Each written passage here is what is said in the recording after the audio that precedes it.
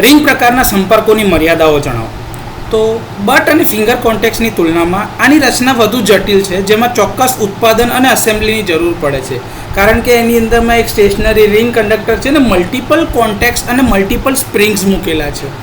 તો જટિલતા અને મટીરિયલ એટલે કે મલ્ટિપલ સ્પ્રિંગ અને મલ્ટિપલ કોન્ટેક્ટ ફિંગર્સના કારણે રિંગ પ્રકારના સંપર્કો સામાન્ય રીતે વધુ ખર્ચાળ હોય છે.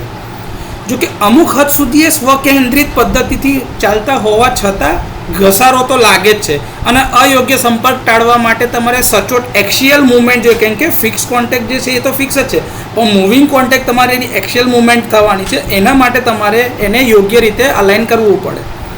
ગોળાકાર માળખું હોવાના કારણે અને સ્પ્રિંગની ગોઠવણીના કારણે કોન્ટેકો સરળ પ્રકારના હોવા છતાં પણ જગ્યા વધારે રોકે છે, કારણ કે એ રેડિયલી સ્પ્રેડ થયેલા હોય છે અને રેડિયસના લીધે એ બધી બાજુ એક સરખી જગ્યાઓ રોકતા જાય છે.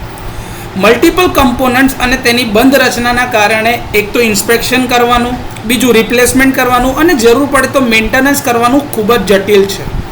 જો યોગ્ય રીતે ગોઠવાયેલા અથવા તો લ્યુબ્રિકેટ ન હોય તો મૂવિંગ કોન્ટેક્ટના એન્ટ્રી અને એક્ઝિટ એટલે કે જ્યાંથી મૂવિંગ કોન્ટેક્ટ તમારું એક્સિયલ મૂવમેન્ટની સ્ટાર્ટિંગ કરે છે અને પાછું જાય છે ત્યાં સુધીના જે પોઈન્ટ્સ છે એ બિંદુઓ પર લોકલ ઘસારાનો એને અનુભવ કરવો પડે છે.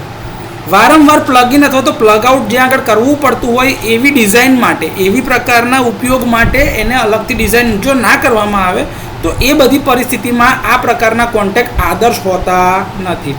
તો રિંગ પ્રકારના સંપર્કોની આટલી મર્યાદાઓ છે થોડી, જો પરીક્ષામાં પૂછાય તો લખી શકાય.